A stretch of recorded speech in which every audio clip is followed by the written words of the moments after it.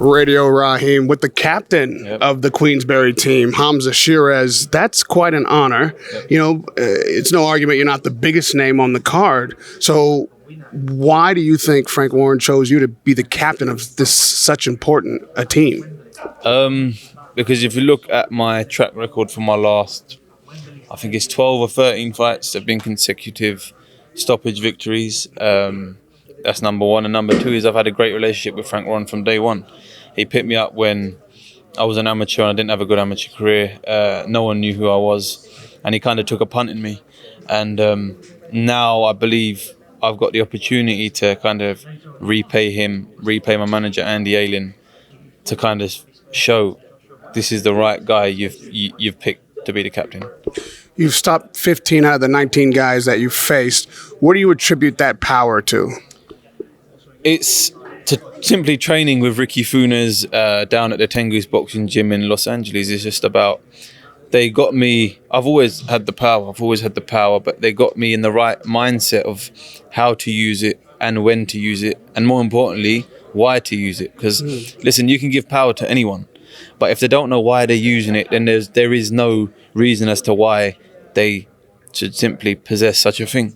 But yeah, sitting with Joe Goosen and just kind of being able to get into his mindset and learn his experiences and kind of not be a part of them, but be a part of them through his memory is been an honor, to say the least.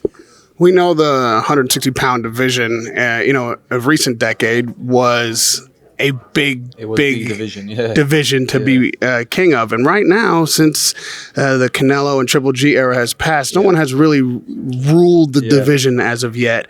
And with 15 knockouts and 19 fights, it looks like you might be making your bid to be that guy. This is also a WBC final eliminator. How important is that to you, this eliminator, and then on a stage this big to make a defining statement come Saturday night? It's massively important. It is important because it's ultimately, from being a young 8-year-old kid, it was all I ever dreamed of, that green and gold belt. But ultimately, all my concentration and all my vision is simply on Amar Williams on Saturday night.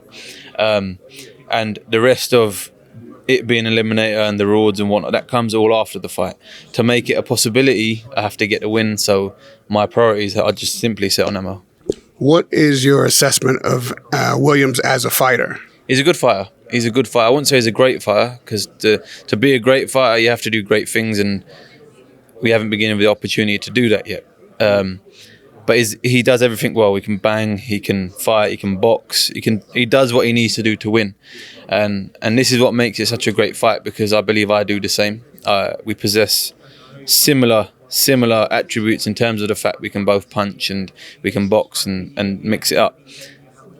Fights of this magnitude and fights of this level, it all comes down to how you are up here, how you are mentally in these fights, and it's all about setting the right traps at the right time, and more importantly, going into the fight, making sure you've cut the weight correctly, making sure you've rehydrated correctly. So all these little things, they all come into play, and they all come into consideration in terms of how the end result plays out.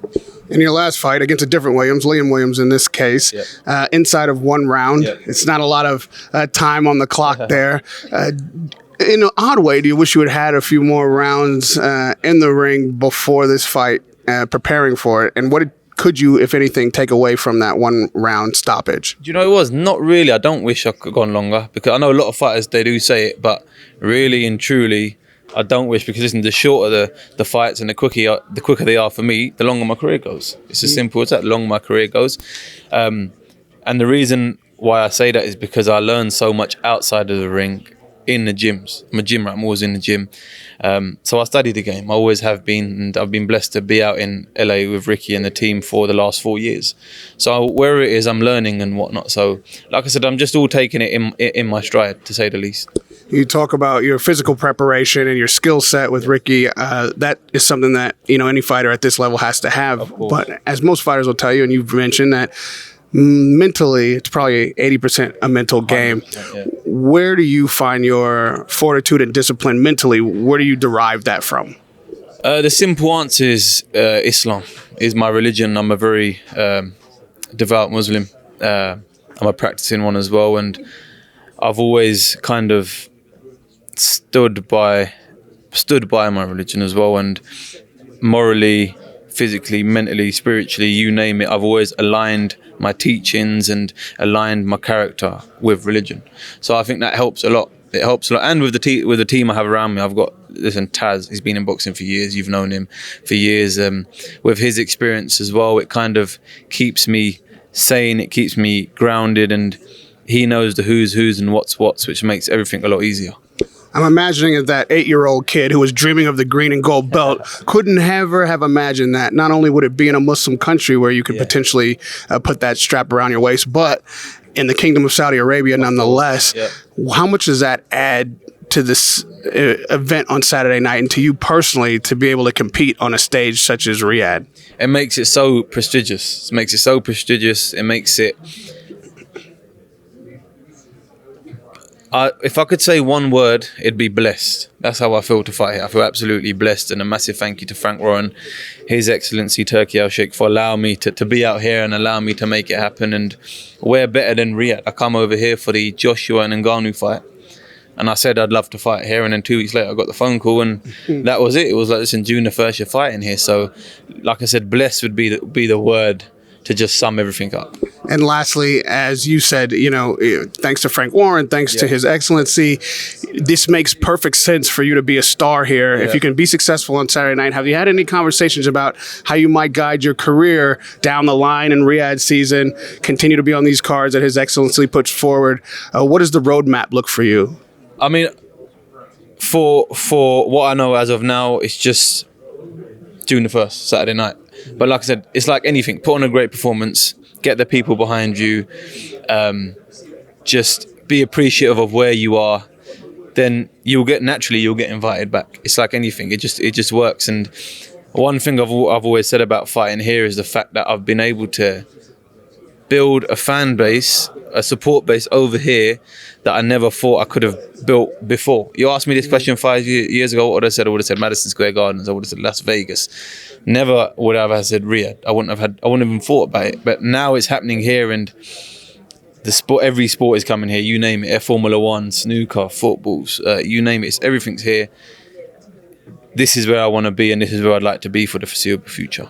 I've been coming here for more than 5 years, and in that time, I've seen so many boxing gyms pop up. When I came here, Zizo didn't have a place he could even train in the country, and now every few roads I'm seeing a new boxing match, new fitness training session, which is an incredible establishment.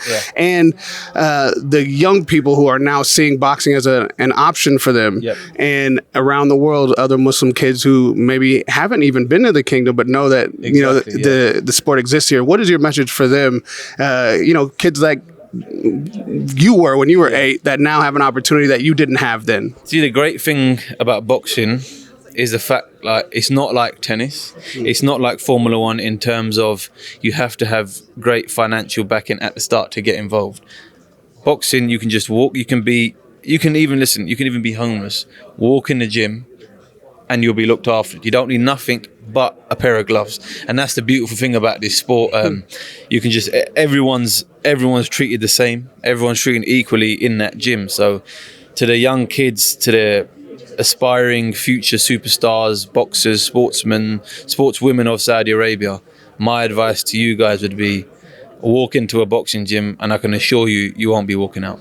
Radio Raheem with Hamzah Sheeraz. Thank you, sir. Pleasure. Sheeraz. Thank you very much. Congratulations on this opportunity, and we'll see you Saturday night.